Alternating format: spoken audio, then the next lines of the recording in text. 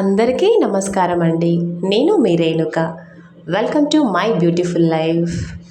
నాకైతే ఉదయం లేవగానే మా ఇంట్లో మందార చెట్టుకైతే ఈ పువ్వు కనిపించిందండి.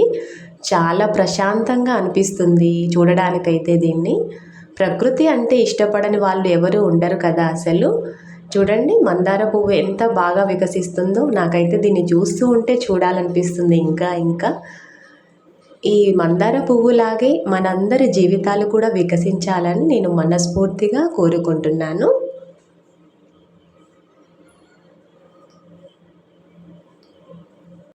ఇంట్లో కొన్ని చిన్న చిన్న పనులు అయితే కంప్లీట్ చేసుకొని ఈరోజు మేము గోరింటా కోసుకుంటున్నామండి. ఎందుకంటే తలకి పెట్టుకోవాలనుకుంటున్నాము నేను మా మమత ఇద్దరం కూడా. చాలా రోజుల నుంచి అనుకుంటున్నామండి పెట్టుకోవాలని, కానీ కుదరడం లేదు. ఏ రోజుకి ఆ రోజే ఈరోజు పెట్టుకోవాలి అని అనుకోవడం, మళ్ళీ ఈరోజు వద్దులే రేపు పెట్టుకోవాలి అని అనుకోవడం, బాగా లేజీగా ఆలోచిస్తున్నాను నేనైతే. కానీ ఈరోజు మాత్రం గట్టిగా డిసైడ్ అయ్యానండి పెట్టుకోవాల్సిందే అని చెప్పి. అందుకని కోసుకుంటున్నాము. మంచిది కదా తలకు పెట్టుకుంటే హీట్ కూడా తగ్గుతుంది, చలవ చేస్తుంది అని చెప్పి అలా మంత్లీ వన్స్ అన్న పెట్టుకుంటాము. అండ్ ఇంకోటి ఏంటంటే వైట్ హెయిర్ కూడా వస్తుందండి. ఏంటో తినే తిండిలో ప్రాబ్లమో ఏంటో కానీ ఈ మధ్య ఈ జనరేషన్కి అయితే చిన్నపిల్లలకు కూడా వైట్ హెయిర్ వస్తుంది ఏంటో మరి. ఒకప్పుడైతే మా నాయనమ్మకి ఇప్పటికీ కూడా కొద్దిగా కూడా వైట్ హెయిర్ లేదండి, అక్కడక్కడ కనిపిస్తుంది అంతే. కానీ ఇప్పుడు మాత్రం చిన్నపిల్లల కంచే వైట్ హెయిర్ స్టార్ట్ అవుతుంది. అంత పోషక లోపాలు ఉంటున్నాయన్నమాట మనం తినే ఫుడ్లో. అన్నీ కూడా రసాయనాలు వేసి పండిస్తున్నారు కదా. ఒకప్పుడైతే మంచిగా సహజ ఎరువులు వేసి పండించేవాళ్ళు పంటలు. ఇప్పుడు మాత్రం అన్నీ కెమికల్సేనండి. అంత కలుషితమైన ఫుడ్ తింటున్నాము మనము. బాగా ఎండ కొడుతుందండి, ఇంకా నిల్చొని కోయలేక నేనైతే ఇక్కడ కూర్చొని కోస్తున్నాను గోరింటాకు.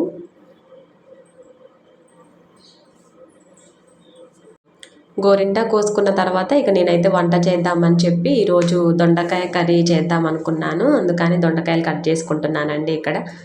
అన్ని కూరగాయలు ఏమో కానీ దొండకాయలు కొయ్యడం అంటే మాత్రం మహా చిరాకు వస్తుందండి నాకు. అవి చాలా టైం పడుతుంది కొయ్యడానికి. అండ్ మొత్తం కూడా జిగురు జిగురుగా అంటుతుంది చేతులకి. అదైతే సోప్ పెట్టి కడిగినా కూడా పోదండి. నాకైతే చిరాకు అనిపిస్తుంది. ఎంత చిరాకు అనిపించినా తప్పదు కదండి కర్రీ చేయడం అయితే. అయినా అన్ని కూరగాయలు తిన్నప్పుడే కదా అన్ని పోషకాలు కూడా బాడీకి అందుతాయి. దొండకాయలు పోపులో వేసి అయితే నేను దాంట్లో కరివేపాకు వేద్దామని చెప్పి మా ఇంట్లో కరివేపాకు చెట్టుకి కొద్దిగా కోద్దామని చెప్పి అయితే వచ్చాను నేను. మా ఇంట్లో పెద్దగా తినరండి కరివేపాకు. నేను మా అత్తయ్య మా పెద్దోడైతే తింటాము. కానీ వాళ్ళు చిరాకు పడ్డా సరే నేనైతే ఎంతో కొంత వేస్తూనే ఉంటానండి. తిన్నా కూడా మంచిది కదా కాల్షియం. చూడండి కరివేపాకు వేయగానే ఎంత కలర్ఫుల్గా అనిపిస్తుందో. దాంతోపాటు కొన్ని ఎల్లిపాయలు కూడా నల్లగొట్టి వేసుకున్నానండి నేను. దొండకాయలు అయితే మగ్గిపోయాయండి. ఇప్పుడైతే కొద్దిగా కారము సాల్ట్ వేసుకొని కాసేపు ఉంచి అయితే దించుకుంటాను నేను. దీని తర్వాత నేను మా అత్తయ్య అయితే టమాటా పచ్చడి చేద్దామన్నదండి ఈరోజు. పచ్చి టమాటా ముక్కలతో చేస్తారు కదా, కొద్దిగా చింతపండు వేసి ఊరపెట్టి అది చేద్దాం అనుకుంటున్నాము. ఈ కర్రీ అయిపోగానే మళ్ళీ నేనైతే టమాటా ముక్కలు కట్ చేసుకుంటాను.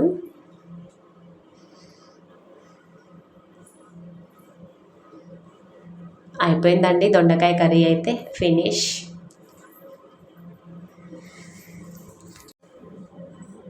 తర్వాత నేను టమాటా పచ్చడి కోసము టమాటాని అయితే కట్ చేసుకుంటున్నానండి. మామూలుగా చెక్క మీద కట్ చేసుకుంటే ఏమనిపించదు, కానీ ఇలా చేతితో కట్ చేసుకుంటే మాత్రం టమాటాలు అయితే చేతికి మెత్త మెత్తగా తగులుతాయి. కట్ చేయడానికి అయితే కొద్దిగా టైం పడుతుందండి నాకు. కానీ ఎందుకో కూర్చొని ప్రశాంతంగా కట్ చేసుకుందాంలే అని అనిపించింది. నెమ్మదిగా చేసుకోవచ్చులే అనుకున్నాను. అందుకని ప్రశాంతంగా కూర్చొని అయితే కట్ చేసుకుంటున్నానండి. టమాటా అయితే నాకైతే చాలా ఇష్టం. మరి ఎలాగైనా తింటానండి. టమాటా పచ్చడి అయినా తింటా, టమాటా చారు, టమాటా పచ్చిమిర్చి పచ్చడి, ఇంకా టమాటా కాంబినేషన్ ఏదైనా కూడా నాకైతే చాలా ఇష్టంగా తింటాను అన్ని కర్రీస్ కన్నా. కానీ నాకైతే పులుపు పడదండి, అందుకని కొద్దిగా తగ్గించుకున్నాను. ఇప్పుడు టమాటా ముక్కల్లో కొద్దిగా చింతపండు ఉప్పు అయితే వేసుకోవాలండి. ఉప్పు కూడా ఇది రాళ్ళ ఉప్పు ఉంటుంది కదా, ఆ రాళ్ళ ఉప్పు వేసుకోవాలి. ఇది కొలతలు ఎలా అంటే నేనైతే కేజీ టమాటాలు తీసుకున్నాను. కేజీ టమాటాలకు ఈ టీ గ్లాస్ తోటి 3 గ్లాసులు అయితే ఉప్పు వేసుకోవాలి. అది కూడా నిండా తీసుకోకూడదండి. తలకొట్టి అంటారు కదా, దాన్ని తలకొట్టి 3 గ్లాసులు అయితే వేసుకోవాలి. ఇదైతే మా అత్తయ్య చెప్పిందండి ఈ కొలతలు. తను చెప్పి ఇలా చేయమని షాప్ దగ్గర కూర్చుంది, నేనేమో చేస్తున్నాను.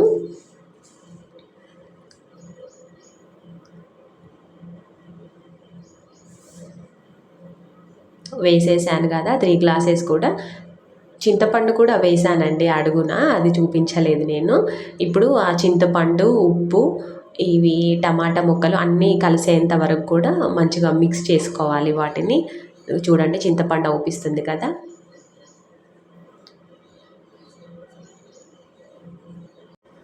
ఇలా కలుపుకొని దాని మీద అయితే ఒక మూత పెట్టేసుకొని ఈవినింగ్ వరకు ఉంచుకొని మిక్సీ పట్టుకొని తాలింపు వేసుకుంటే అయిపోతుందండి. ఇప్పుడైతే నేను స్వీట్ కార్న్ ఉడకబెట్టుకుందామని చెప్పి వాటిని అయితే ఒలుస్తున్నాను. అదంతా కూడా ఇవి నిన్న తీసుకున్నానండి నేను ఇంటి ముందుకు వస్తే, నిన్న ఉడకబెట్టలేదు. అందుకని ఇప్పుడు ఉడకబెట్టేస్తే ఇక అందరూ వచ్చాక తింటారని చెప్పేసి ఉడకబెడదాం అనుకుంటున్నానండి. ఇవైతే చాలా ఇష్టం అండి నాకు. ఇంతకుముందు అయితే బాగా తింటుండేదాన్ని. సీజన్ వచ్చిందంటే డైలీ ఒక్కటన్నా అలా కొనుక్కొని తింటూ ఉండేదాన్ని. కాలేజ్కి వెళ్ళేటప్పుడైనా సరే, ఇంకా నేను జాబ్ చేసేటప్పుడు కూడా అలా రోడ్డు మీదకి రాగానే కనపడితే మాత్రం వదిలిపెట్టకుండా కొనుక్కునేదాన్ని. అలా కొనుక్కొని హాస్టల్కి వెళ్ళిపోయే వరకు కూడా తింటూ తింటూ వెళ్తుండేదాన్ని అండి. అంత ఇష్టంగా తినేదాన్ని. ఇప్పుడైతే చాలా తగ్గిందనే చెప్పుకోవాలి. అంత అయితే తినడం లేదు.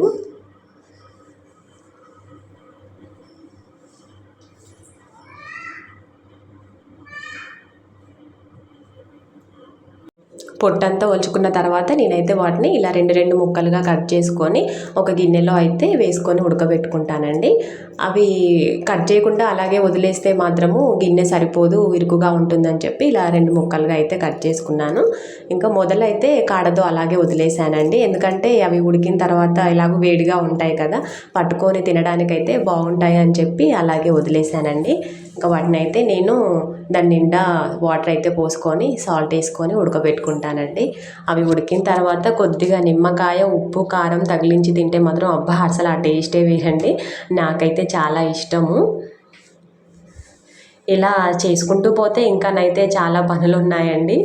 ఇప్పుడైతే ఈ పూటకి ఈ వంట పని, దీంతో అయితే నా వంట పని ముగుస్తుంది. మళ్ళీ ఈవినింగ్ చూస్తాను ఏదైనా ఉంటే. కానీ నా వీడియో మాత్రం ఇప్పటితో ముగుస్తున్నానండి ఈ పనితోటి. నా వీడియో కనుక మీకు నచ్చినట్లయితే please do like, share and subscribe my channel. Thank you.